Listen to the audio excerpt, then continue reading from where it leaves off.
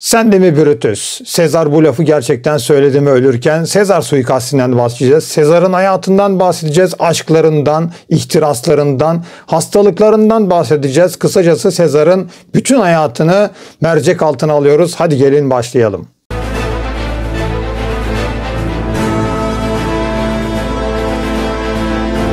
Evet, şimdi sizlere Sezar'dan bahsedeceğiz. Sezar M.Ö. 100 senesi 13 Temmuz'da Roma'da doğuyor. Kolezyum'un biraz kuzeyinde Quirinales tepeleri var. Orada Suburra bölgesi, orada bir evde doğuyor. Ailesi soylu bir aile. Köklerini, hatta Patrici ailesi köklerini Aenas'a dayandırıyor. Gaius Julius Caesar adı, bildiğiniz gibi. O Julius adı Anadolu'muzda, Türkiye'mizde yaşayan bir yer. İlyon kenti, yani Truva'dan bahsediyorlar. Şöyle söylüyor Sezar'ın ailesi, bizim soyumuz diyor. Truva'ya, Aenas'a dayanıyor diyor. Çünkü Roma'nın kuruluş efsanelerinde bildiğiniz gibi Aenas var. Yanan yıkılan Truva'dan geliyor ve Roma'ya, onun ardılları da Remus Romulus kuruyor Roma'yı. Şöyle söylüyorlar, bizim soyumuz Aenas'a dayanıyor diyor, Truva'ya dayanıyor diyor ve nitekim onların annesi de Tanrıça Venüs, soyumuz Tanrıça Venüs'e kadar gidiyor diyor Sezar'ın ailesi. Şimdi babası yüksek devlet memurluğu yapmış, günümüzdeki Efes antik kentinde, Efes kentinde o zamanki tabii oturmuş, Asya eyalet valiliği yapmış Julius Sezar'ın. Çocukluğu hakkında çok fazla bilgimiz yok, fakat bazı şeyleri tahmin edebiliyoruz. Çünkü çocukluğunda bunlar eğitim alıyorlar. 7 yaşına kadar eve ders hocalar geliyor. Yani daha düşük gelirliyseniz siz okula gidiyorsunuz, ama Patrici ailesiyseniz, soylu bir aileyseniz Sezar gibi, evinize hocalar geliyor. Bu 7 yaşına kadar olan eğitimde İşte temel matematik, yazı gibi dersler veriliyor. 12 yaşına, daha sonra 7 ile 12 yaş arasında eğitim devam ediyor. Bu bölümde ise gramatikus, gramer dersleri, işte dil bilgisi, daha üst seviye şiir ve Homeros'u filan okuyorlar. O zamanki hocalarından bazılarının isimleri ufak ufak biliniyor. Ennius isminde bir hocasının olduğu, Livius Andronikos isminde hocalarının olduğu biliniyor. Gençlik dönemlerine geliyoruz Sezar'ın. Çok iyi ata bindiğini biliyoruz. Bazı hastalıkları var yalnız, fakat hep hayatı boyunca onu tanıyanlar da şunu söylüyor. O hastalıkları Sara hastalığından filan bahsediyor. Özellikle yetişkinliğinde çıkmış ortaya bu Sara hastalığı. Sara hastalığı diyor hiçbir zaman diyor onun diyor yapacaklarını, siyasi ihtiraslarını, askeri ihtiraslarını asla önüne geçemedi diyor. Bunu da söylüyorlar. Dediğimiz gibi çok iyi ata biniyor. Retorik dersleri alıyor. Bunun bir hocası var. Marcus Antonius Gnifo ismindeki hocasından retorik dersleri alıyor. 16 yaşına geldiğinde hayatında bazı değişiklikler oluyor. Bunlar nedir? Babasını kaybediyor. Ailenin başına geçmesi lazım. Bunun yanında Cornelius var. Cornelius Merula hayatını kaybediyor. Flamen Dialis rahibi ve Flamen Dialis rahibi kadrosu boşalıyor. Flamen Dialis rahibi nedir? Çok ilginç bu. Jüpiter baş tanrısı Roma dininin, onun rahiplerinden bu kadroya geçmesi isteniyor Sezar'ın ve oraya geçiyor. Flamen Dialis rahibi dediğim gibi çok ilginç. Yattığı yerde yatağının ayak ucuna hep çamur sürülmesi gerekiyor. Bir ölüye asla bakamıyor. Üzerindeki kıyafetleri düğümleyemiyor. Düğüm atmaması lazım. Böyle ilginç ritüelleri olan bir rahip. Flamen Dialis rahibi aslında Sezar olmak istiyor mu? Bu konuda tarihçiler biraz ikileme düşüyorlar. Çünkü büyük ihtimal olmak istemedi diyorlar. Nitekim Flamen Dialis rahibi olursanız orduda, senatoda yükselemiyorsunuz. Nitekim Sezar çok hırslı birisi. Sizlere şimdi bahsedeceğim. Asla böyle ikinci adam falan olmak istemiyor. Tek adam olmak istiyor. Büyük hırsları var. Büyük savaşlar kazanmak istiyor. Devletin başına geçmek istiyor. Böyle olduğu için Flamen Dialis rahip olursanız buralara gelemiyorsunuz. Dini rahip olarak kalıyorsunuz. Ve nitekim Flamen Dialis rahipliği çok fazla uzun sürmüyor. Roma'da karışıklıklar var. Biraz sizlere bahsedeceğim. Bunun için özel bir video daha sonra çekeceğiz zaten. Cinna var, Marius var, Sulla var. Bunlar hep kavga ediyorlar. Ve Sulla Roma'yı basıyor, ele geçiriyor. Sezar o zaman Flamen Dialis rahibi dediğimiz gibi. Ve Cinna'nın da kızıyla, Cornelia ile evlenmiş. Çünkü neden? Flamen Dialis rahibiyseniz soylu birisiyle evlenmeniz gerekiyor. Sezar'ın daha önce bir nişanlısı var. Ondan boşatılıyor ve Kinna'nın kızıyla evleniyor, Cornelia'yla. Sulla geldiği zaman Sulla'nın ölüm listeleri falan var. Herkesi öldürecek Sulla. Çok kötü şeyler oluyor. Hatta senatoyu bir keresinde basıyorlar. İçeri giremedikleri için senatonun tepesinden çatıyı kırıp içeri giriyorlar ve insanları öldürüyorlar. Böyle vahşetin yaşandığı bir dönem o Forum bölgesinde, özellikle Roma'nın. Sulla geliyor ama Sezar'ı affediyor. Sezar'a şunu söylüyor. Diyor ki bu Cornelia'dan, yani Kinna'nın, onun baş düşmanlarından, Sulla'nın baş düşmanlarından Kinna'nın kızı, bu Cornelia'dan boşan diyor. Seni diyor affedeceğim ben diyor. Fakat Sezar burada Cornelia'dan boşanmıyor. İlginç bir durum. Neden boşanmadığı konusunda bazı teoriler, görüşler var. Acaba diyor tarihçiler. Şimdi Sezar, şunu söyleyelim, böyle kendisine dikte edilen bir şeye karşı çıkmada üstüne yok. Yani asla buna boyun eğmeyen bir adam, kendisine dikte edilen bir şey bunun için yapmış olabilir diyorlar. Veya Cornelia'yı gerçekten çok seviyordu diyorlar. Ondan da olabilir diyorlar ve Sulla'nın hışmından kaçmak için Sezar Roma'dan kaçıyor. Güneye gidiyor. Dağlarda filan kalıyor. İşte dediğim gibi bu hastalıkları filan da o zamanlar nüksediyor. Sıtma nöbetlerine filan gark oluyor. Fakat daha sonra tekrar Roma'ya geliyor. Nitekim annesi filan Sulla'dan af diliyorlar. Diyorlar ki bunu affet filan. Ve Sulla onu affediyor. Geliyor Roma'ya. Hatta Sulla gelecekte olacakları görmüş gibi bir laf ediyor. Şimdi onu size okuyacağım. Sulla'nın Sezar için söylediği bir söz bu.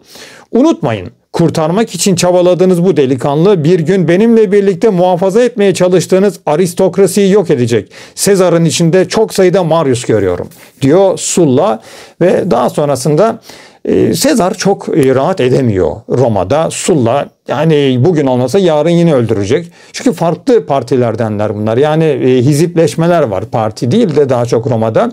Popularesler var, optimatesler var.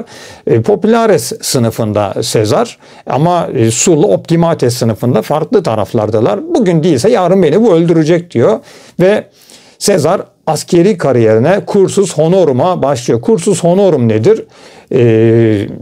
Onur seviyesi, onurlu bir şekilde yükselme. Bunu yapmak istiyor. Bu da nedir? Önce 10 sene orduda görev yapıyorsunuz. Belirli seviyelere geliyorsunuz. Askeri tribün oluyorsunuz ve daha sonra şeref yolu deniyor buna, cursus honorum, ve bu seviyede yükselmeye başlıyorsunuz ve senatoda yükseliyorsunuz. Bir süre sonra da devletin başına kadar giden bir şeref yolunda devam ediyorsunuz. Sezar ben diyor en iyisi diyor Roma'dan kaçayım diyor, askeri tecrübelerimi arttırayım diyor ve bir süre sonra da devletin başına geçeyim. Kafasında dediğim gibi hep devletin başına geçmek var Sezar'ın. Kaçıyor, gidiyor Roma'dan. Nereye gidiyor? Anadolu'ya geliyor. Babasının da işte askerlik yaptı, eyalet valiliği yaptı. Asya eyaletine geliyor. Burada Asya eyalet valisi yalnız günümüzdeki Midilli adası, o zamanki adı Mitilene, Lesbos adası, oraya gitmiş. Adayı kuşatmış. Sezar oraya gittiğinde o eyalet valisi diyor ki şu diyor Bitinya valisi var. Bitinya kralı var, düzeltiyorum. Nikomedes, ona git diyor. Ondan gemiler al gel de diyor şu kuşatmayı yapalım diyor. Sezar İzmit'e geliyor. Yani günümüzdeki bildiğiniz Kocaeli İzmit'e geliyor. Ve orada Nikomedes'in sarayında kalıyor. Bir süre bu Nikomedes'in sarayında kaldığında işte bazı dedikodular da çıkıyor. Ahlak dışı, bazı günümüzde ahlak dışı kabul edebileceğimiz belki o dönemde, ama o dönemki ahlak olayları biraz daha farklı. Günümüzden daha değişik seviyedeler. Yani biliyorsunuz Hadrianus'un bile bir erkek sevgilisi filan var. Nikomedes arasında böyle dedikodular çıktığı biliniyor. Hatta bu dedikodular hayatı boyunca Sezar'ı rahatsız edecektir. Şöyle bir söylenti çıkacaktır. Şimdi size anlatacağım, zaten Sezar Galyalara filan gidecek. Sezar Galya'yı fethetti, Nikomedes de onu gibi bir söylenti de daha sonraki yıllarda çıkacaktır Sezar hakkında. Şimdi dediğimiz gibi Nikomedes o gemileri alıyor.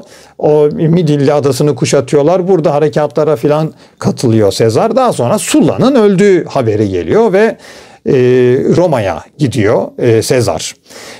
Roma'ya gittiğinde işte burada avukatlık filan yapıyor. Avukatlık yaptığında yalnız bazı davaları kaybediyor fakat çok da güzel konuşuyor. Hitabeti falan çok iyi. Hatta Cicero, bildiğimiz o işte ünlü hatip Cicero, Sezar hakkında güzel şeyler söylüyor. Çok etkileyici ve belirgin bir şekilde konuşurdu o diyor. Sezar hakkında, Sezar'ı övücü sözleri vardır Cicero'nun.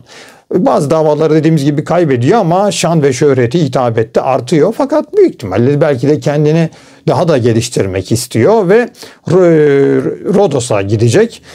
Cicero'nun bir hocası var. Ondan Apollonios isminde bir hocası var. Ondan ders almak istiyor. Günümüzdeki işte Türkiye'mizin güneybatı sahillerine filan geliyor. Buradan gemilerle Rodos'a geçecekken burada başına bir olay geliyor. Korsanlar var. Zaten Akdeniz'in en büyük baş belası Roma döneminin bir uzun sürede bunlar baş belasıdırlar. Korsanların eline düşüyor Sezar ve korsanlar Sezar'ı kaçırıyorlar. Fidye istiyorlar. Yani korsanların Sezar'ı öldürmek gibi bir dertleri yok aslında.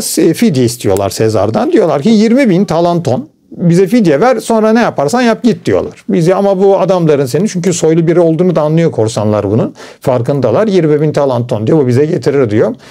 Çok ilginç bir şekilde Sezar, yani kişiliğini de yansıtıyor aslında. Dik kafalı bir adam zaten. Ben diyor 20.000 talanton ne diyor? Ben diyor 20.000 talanton etmem ki diyor. Ben diyor en az 50.000 talanton ederim diyor. Bu da yaklaşık 300.000 gümüş sikkeye denk geliyor. Bunu da çıkartmışlar daha sonrasında. Korsanlar bunun bu ilginç böyle çıkışlarından, sert çıkışlarından etkileniyorlar. İlginç bir adam. Ve onlara retorik dersleri filan veriyor. Beraber spor filan yapıyorlar. Hatta Sezar uyumaya çalıştığında bunlar orada gürültü yapınca gidip çıkışıyor, kızıyor bunlara. Bunlar dik çıkışlarından etkileniyorlar Sezar'ın. Bu küstah çıkışlarından ilginç bir adam geliyor onlara. Aralarında güzel de bir bağ kuruluyor. 50.000 talanton getiriliyor. Günümüzdeki Miletos antik kentine, o zamanki Miletos kentindekiler bu 50.000 talantonu getirmişler. Sezar hatta bu şeylere diyor ki korsanlara, bakın diyor, ben diyor kurtulacağım, geleceğim, sonra sizin hepinizi öldüreceğim diyor. Çarmıha yarayacağım sizi diyor. Bunlar gülüyorlar filan, eğleniyorlar. İşte sen nereden yapacaksın öyle bir şey filan diyor. Sezar çok hırslı bir adam ve intikamcı bir adam. Daha sonra da hatta Sezar'ı öldürecekler. Arkasından intikamcı Mars tapınağı filan yapılacaktır. Bu Roma devletinin zaten aslında köklerinde olan bir şey de bu aslında. Gidiyor. Kurtuluyor. Miletos'a gidiyor. Miletoslara diyor ki bana diyor gemiler verin diyor. Sizin bu 50.000 talanton paranızı hem getireceğim diyor, hem de diyor bu gemilerle diyor o korsanları da öldüreceğiz diyor.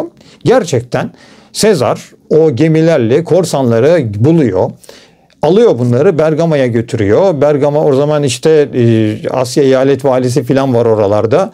Ona söylüyor bunları diyor zindana at diyor. Fakat eyalet valisi bununla pek ilgilenmeyince falan bu tutuyor. Bunları çarmıha gerdiriyor. Ve Çarmıh'ta şöyle söylüyor tarihçiler, işte bazıları. Çarmıh'ta çünkü çok acılı bir ölüm, çarmıha gerilerek ölmek. Bunların diyor boğazlarını kendi kesti Sezar diyor. Çünkü diyor onlarla en azından o gemide kaldığı süre içerisinde biraz da duygusal bağları da olmuştu diyor. İyi niyeti olmuştu onlara diyor. Acılı bir ölümden onları kurtardı deniyor. Sezar bu andan sonra tabii Asya'ya, yine Rodos'a gitmek istiyor ama herhalde kısmet değil. O anda Asya eyaletinde Mitridates, 6. Mitridates, işte Roma'nın en büyük baş belalarından bir tanesi, büyük olaylar yapıyor. Orada savaşıyor. Mitridates'in bazı müttefikleriyle filan savaşıyor Asya eyaletinde. Bu arada Roma'da Gaius Cotta'nın öldüğü haberi geliyor. Bu da kim? Pontifex Maximus. Pontifex Maximus ölmüş. Yani en önemli Roma din rahiplerinden bir tanesi ölmüş ve onun yerine geçebileceği söyleniyor ve Roma'ya gidiyor. Pontifex Maximus olarak giriyor. Şimdi Pontifex Maximus o az önce bahsettiğim Flaminianis rahipliğinden daha üst bir seviye ve Pontifex Maximus olursanız askeri olabiliyorsunuz aynı zamanda. Yani ordunun içerisinde hem asker olup hem de Pontifex Maximus olabiliyorsunuz. Günümüzdeki Papa da hatta bu title'ı kullanır, onu da söyleyelim. Pontifex Maximus olarak Roma'ya gidiyor ve burada gittiğinde biz Crassus'un ordusunda Spartaküs'e karşı Sezar'ın savaştığını düşünüyoruz. Yani böyle söylüyor tarih kitapları, ikinci el kitaplar bunu söylüyor. Yani ikinci yazım kitaplar bunu söylüyor. O dönemde çünkü ne yaptı bilinmiyor fakat iyi bir asker olduğu için önemli de bu Roma'nın çarpışmalarında Crassus'un da yanında olma ihtimali çok yüksek. Onu da söyleyelim. Çünkü Crassus'la aralarında iyi bir diyalog var Sezar'ın. Crassus'un ordusunda savaştığı düşünülüyor. Ve o dönemde de artık o şeref yolu dediğimiz bölüme de geliyor. Ursus Honorum'da şeref yolunda devam ediyor. Quaestor oluyor. Milattan önce 69 senesinde Sezar'ı biz Quaestor olarak görüyoruz ve Hispanya Ulterior eyaletine gidiyor. Günümüzdeki İspanya civarlarına gidiyor. Quaestor biraz maliyeden sorumlu bir o dönemdeki eyaletin yüksek devlet memuru diyebiliriz sizlere. Oralara gidiyor. Buradayken ilginç bir şey oluyor. Herkül Tapınağı var bir tane. Bu Herkül Tapınağı işte oralarda geziyor. Akdeniz'e filan bakıyor. Herkül Tapınağı'nda bir İskender, Büyük İskender heykeli var. Büyük İskender'in heykelinin yanına gidiyor ve Suetonius filan yazıyor. Biz antik kaynaklarımız yazıyor. Onun yanına gidiyor. Aynı yaştalar o dönemde. Quaestor, Sezar milattan önce 69 senesinde. Quaestor ve aynı yaştalar işte Büyük İskender öldüğü yaş tabii ki Büyük İskender'i anlatmaya zaten gerek yok. Aynı yaştalar fakat bir başarı kazanamadığını düşünüyor. Ama daha sonra tabii başka şeyler yapacak. Arkasından Roma'ya geliyor. Geldiğinde de artık yüksek devlet memurluğu seviyelerine devam ediyor. Bunlardan işte Aedilis olacak. Via Appia yolunda kuratör olacak. Via Appia yolunun denetçiliğini yapıyor. Aedilis oluyor.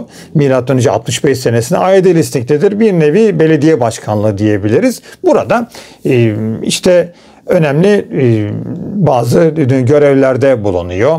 Vahşi hayvan dövüşleri filan yaptırıyor ve insanları eğlendiriyor. Burada borç paralar filan alıyor. Preatör oluyor bundan sonra. Preatör olduktan sonra da Galya'ya gidiyor. Çünkü bu Aedilis olduğunda insanları halkı eğlendirip yüksek devlet memurluklarında daha çok seviyeye çıkmanız için halkı eğlendirmek istiyor.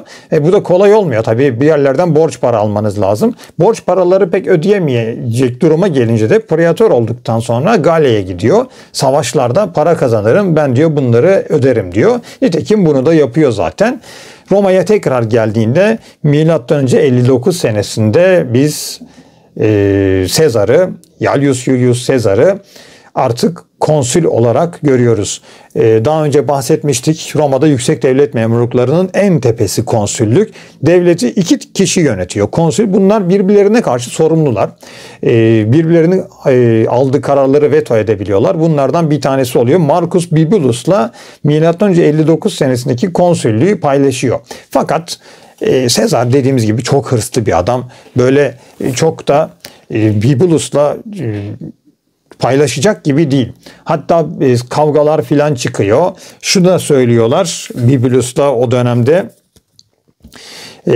Suetonius bunu bize söylüyor. Bibulus'un değil Sezar'ın yaptığı bir iş vardı. Yani hiçbir şekilde aslında Bibulus'tan bahsedilmiyor bile.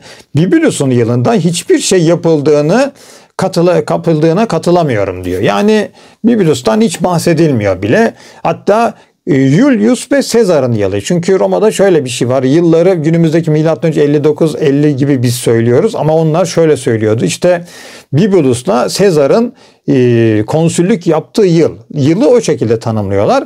İşte o dönemde insanlar şunu söylüyor. Julius ve Sezar'ın yılı. Yani bir kişiden bahsediyor. Bibulus'un adı bile geçmiyor. Hatta bir olaylar oluyor. Çünkü toprak yasası filan çıkartıyor Sezar. Yoksullara diyor toprak falan verelim diyor. Bibulus filan bunu kabul etmeyince Sezar da kendi adamlarını forma doldurmuş. Yine kavga dövüş var orada.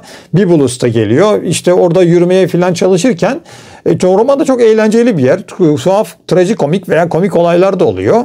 Birisi almış hayvan dışkılarını bir tane kovaya koymuş, getiriyor. Marcus Bibulus'un kafasından aşağı boca ediyor. Bibulus rezil oluyor, evine kaçıyor ve bir daha Bibulus'un hiç foruma gelmediği filan söyleniyor. Sezar artık burada tek adam gibi davranıyor. Tek başına konsül oluyor burada. Roma tarihinde çok ilginç olayların olduğu dönemler. Yani hep iki konsül görüyorsunuz ama burada diktatörlüğe kadar devam ediyor. Şimdi bunun arkasından prokonsül olarak kendisini Galya'da 2 tane eyaletin valisi olarak atıyor. yapıyor. Neden? Çünkü askeri başarılar kazanmak istiyor ve burada Galya'ya gidiyor. Ünlü Galya seferlerini yapıyor. İşte Galya seferlerinde Alesya muharebelerine filan gidiyor.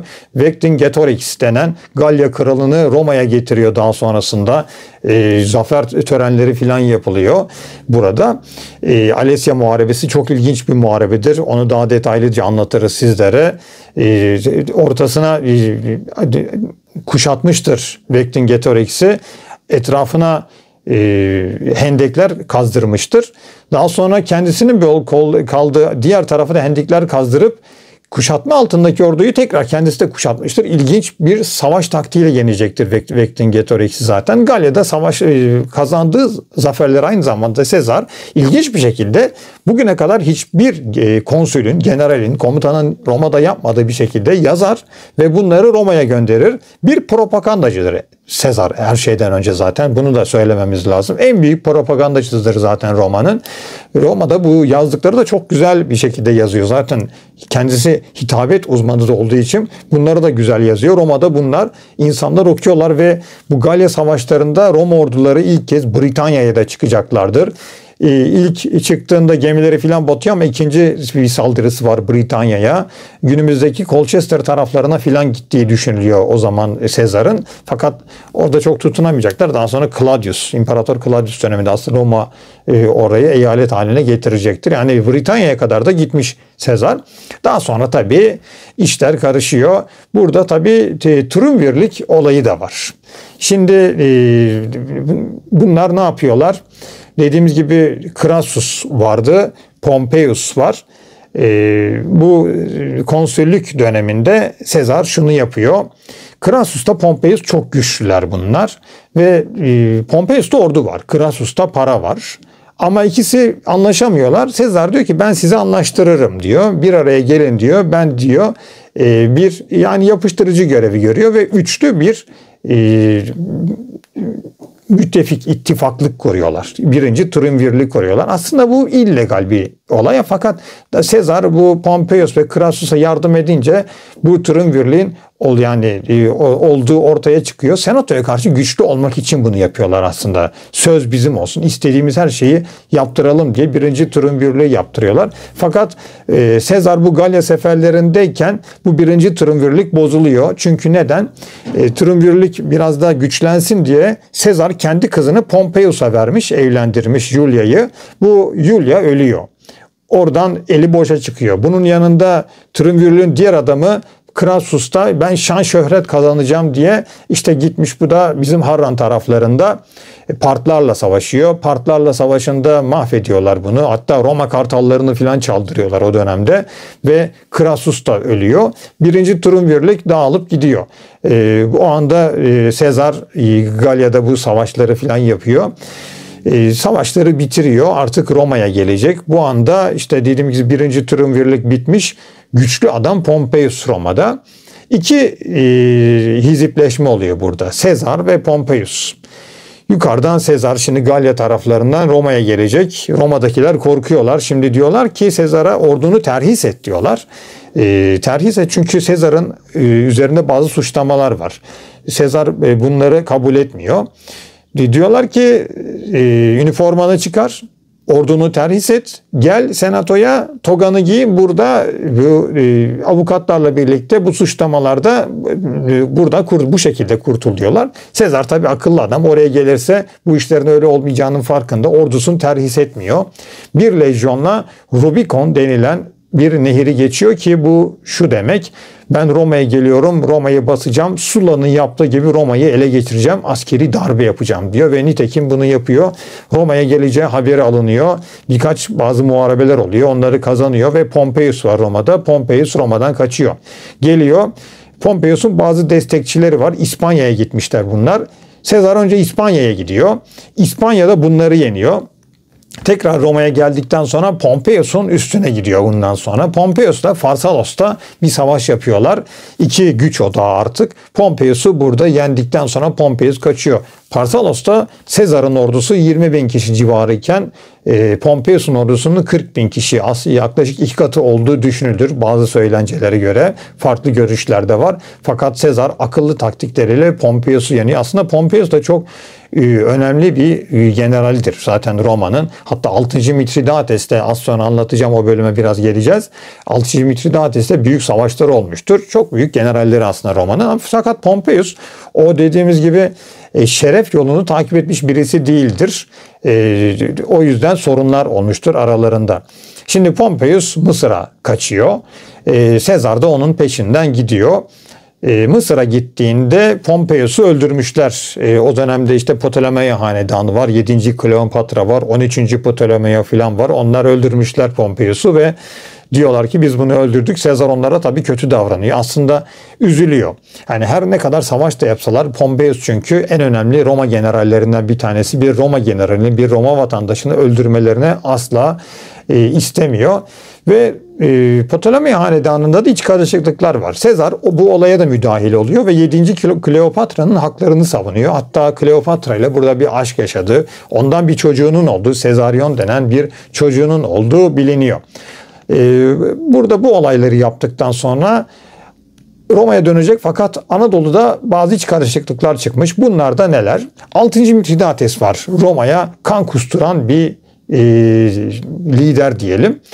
6. Mitridates'in oğlu var bir de. 6. Mitridates'i bu Pompeius filan, işte Lucullus'lar filan zar zor bertaraf etmişler. En sonunda da ele geçiremiyorlar. Yıllarca peşinden koşturuyor Roma ordularını. Yaklaşık 20-30 yıl peşinden koşturuyor ve en sonunda kendini öldürüyor ki zehirleyerek öldürdüğü söylenir. Hatta zehirlerin kralı olduğu için her gün minik minik zehirler alıyor. Küçük zehirler alıyor. Ölmüyordu adam. En son boğazını, kölesini kestirip öyle öldürüldüğü söylenir 6. Mitridates'in. Bunun oğlu var Farnakes, sorunlar çıkartıyor. Pontos krallığı var o zamanlar, müttefik bir kral diye söyleniyor, Roma'nın müttefik krallarından bir tanesi. Fakat sorunlar çıkarmış. Sezar buraya gidiyor, günümüzdeki Tokat'a geliyor. Zela o zamanki adı, günümüzdeki Zile'ye geliyor ve burada Farnakes'i yeniyor ve Farnakes'i gelir gelmez tek bir saldırıda yeniyor ve bunun üzerine Veni Vidi Vici dediği, işte geldim gördüm yendim sözünü söylüyor ve Roma'ya bunu gönderiyor, senatoya bunu okunsun diyor. Şimdi burada yapmak istediği aslında bu kadarlıkla kalmıyor. Yani ben hızlı bir muharebede geldim gördüm yendim demek istemiyor. Aslında söylemek istediği, bunun altında yatan başka sebepler var. Daha önce de söyledim size, Sezar çok büyük bir propagandacı. Sezar'ın burada Veni Vidi Vici diyerek söylemek istediği aslında o Pompeius'ların, Lucullus'ların 30 sene peşinden koştuğu Pontos kralını bunlar 30 sene yenemediler. Fakat ben buraya geldim, bir savaşta Pontos kralını bir savaşta yendim diye propaganda yapıyor. Yani onların yapamadığını, 30 senede yapamadığını ben bir günde yaptım diye Roma halkına bunu söylüyor. Kendini bu şekilde ifade ediyor ve büyük bir propaganda yapmış oluyor bu sözleriyle birlikte. Buradan Roma'ya dönüyor. Daha sonrasında da tabii başka olaylar var. İspanya'ya gidiyor. Yine bu Pompeius'un çocukları var. Sextus Pompeius falan, onlar da savaşlara giriyor. Bitmiyor çünkü bu Pompeius'un dediğimiz gibi çocuklarıyla falan muharebeler var. Ondan sonra da Kuzey Afrika'ya geçiyor. Yine düşmanları var Sezar'ın. Bunlar da kim? Yaşlı Kato ve birlikçileri. Onları da Thapsus muharebesinde günümüzdeki Tunus civarlarında yeniyor ve Roma'ya geliyor. Roma'ya geldikten sonra artık kendisini diktatör perpetus, öyle sonsuza kadar diktatör ilan ediyor. Düşmanlarını da temizlemiş oluyor. Devlete bir barışı filan sağladım diyor. Fakat cumhuriyeti yıkmaya çalıştığı için senatörler buna diş biliyorlar. Hatta Cicero'nun o dönemde Sezar için bir konuşması var. Şimdi onu size okuyacağım. Cicero şöyle diyor Sezar için. Sezar'ın özenle taranmış saçlarına baktığımda ve tek bir parmağıyla gelişigüzel bir şekilde başını kaşırken gördüğümde bu adamın cumhuriyeti yok edecek kadar canavarca bir işe girişebileceğini asla hayal edemezdim diyor Cicero. Ve tabii dediğimiz gibi diktatör perpetus ilan etmiş kendisini. Ölene kadar diktatör ilan etmiş. Önce 10 yıllığını diktatör ilan ediyor. Sonra ölene kadar diktatör ilan ediyor. Bu arada da önemli reformlarda da bulunuyor. Dediğimiz gibi bu toprak yasasını çıkartmak için daha da girişimlerde bulunuyor. Artık her işi kendi yapabildiği için. Bu arada diktatörlük Roma'da bir yüksek devlet memurluğu kademesi. Onu da söyleyelim. Günümüzdeki gibi diktatör anlamında değil bu. Şöyle bir durum var. Roma zor durumlara düştüğünde, işler çok kötüye gittiğinde, dediğimiz gibi tepede 2 tane konsül var. Altta işte bazı yüksek devlet memurları, praetörler, senato var. Devlet şekli böyle. Fakat işler çok kötüye gittiğinde, mesela Hannibal savaşlarında bu böyle olmuştu. Bütün devletin yetkilerini 6 aylığına bir kişiye veriyorlar ve diyorlar ki sen diyorlar vereceğin hükümler işte kanun hükmünde kararname gibi. Öyle söyleyeyim size. Vereceğin her şey, devletin bütün imkanlarını kullanabilirsin ama 6 aylığına kullanabilirsin. Bize bu beladan kurtar. Bunun adına da bu yüksek devlet memurlarına diktatör deniyor. Tabii bu 6 aylığına veriliyor ve siz 6 aylık bu işi yaptıktan sonra Cincinnatus mesela bunlardan bir tanesidir işte eski Roma Cumhuriyet dönemindeki diktatörlerden bir tanesi budur. Bu 6 ay sonra yargılanıyorsun ama bundan. Fakat Sezar tabii böyle değil. Bu diktatörlük makamını almış, kendine göre revize etmiş ve ben 10 yıllığına diktatörüm efendim. Ömür boyu diktatörüm. Bunları kullanıyor ve burada da dediğim gibi bazı reformlarda bulunuyor.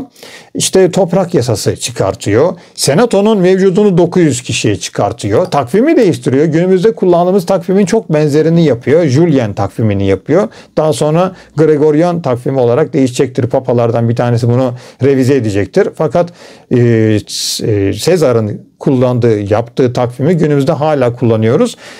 Sezar'a kadar Roma'nın başlangıç ayı, yani takvimin başlangıç ayı, düzeltiyorum, Mart ayıydı. Tanrı Mars'tan geliyor bu da. Sezar bunu Ocak ayına aldırıyor ve 365 günlük bir işte o takvimi yapıyor. Başka reformlar da yapıyor Roma'da. Yani halkını düşünüyor, devletini seven bir adam. Onu da söyleyelim. Halkı için burada reformlarda bulunuyor Sezar. Fakat bu tek adam olması, cumhuriyeti yıkmak istemesi, ben işte her şeyin başı olacağım demesi onun da sonunu getiriyor. Buna diş bilemeye başlıyorlar bazı senatörler. Bunların en başında Cassius Longinus var zaten ve bir olaylar tertip ediliyor. Bu suikaste doğru gidiyoruz. Suikaste aslında getirilen bazı başka sebepler de var. Suikaste nedenlerinden bazı sebepler de var. Bunlar da Sezar'ın aslında propagandacılığı. Mesela şunlardan birkaç tanesini söyleyelim. Bir tapınakta toplantı var. Bazen çünkü senato her zaman senatoda toplanmıyor senatörler. Bazen tapınaklarda filan da toplanıyor. Mesela Pantheon'da Hadrianus toplantı yapmayı çok severdi. Onu söyleyelim mesela. Bazen tapınaklarda toplanıyor. Böyle bir toplantı esnasında Sezar'a şunu söylüyorlar. Bazı payeler vermişler. İşte vatanın babası, sen şöylesin böylesin. İşte önemli payeler vermişler. Sezar birden kalkıyor ya. Ne demek diyor? Siz bana bunları veremezsiniz ki diyor. Bunlar zaten bende var diyor. Nasıl verirsiniz bunları filan gibi bir çıkışıyor. Senatörler buradan bu diş bilemeye başlıyorlar. Bir diğer olay, forumda bir Sezar heykeli var. Heykelin kafasında giderken 2 tane senatör bir bakıyorlar. Bir defne tacı görüyorlar. Defne tacı işte aslında Jüpiter'in kullandığı taçlardan bir tanesi. Tanrı'nın kullandığı bir şey ve yönetici demek. İşte en büyük yönetici demek. Sezar'ın heykelinin başına konulmuş. Bu işte bunu görüyorlar.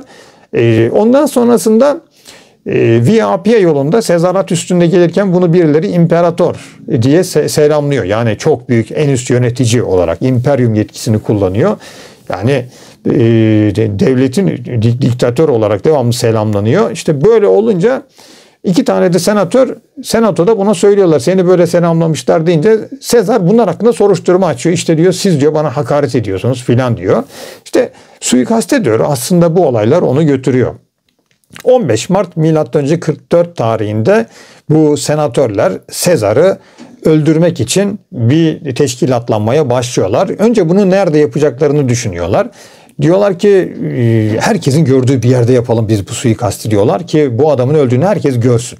Böyle bir düşünceleri var senatörlerin. İşte bu Cassius Longinus'un ve Junius Brutus'un böyle bir düşünceleri var. Diyorlar ki senatoda yapalım biz bunu. İşte 15 Mart'a doğru geldiğimizde günün bir önceki gecesinde Sezar kötü rüyalar görüyor. Eşi de kötü rüyalar görüyor. Bunun yanında işte bir kahin buna şunu söylemiş. Seni Mart idusunda öldürecekler demiş. Mart idusu da Mart'ın ortası demek. 15 Mart'tan bahsediyor. Seni orada öldürecekler diyor. Sezar o gün biraz rahatsız oluyor bu gördüğü rüyalardan filan. Senatoya pek gitmek istemiyor. Fakat Yunus Brutus geliyor. Brutus bunu çağırıyor, bak diyor seni bekliyorlar diyor.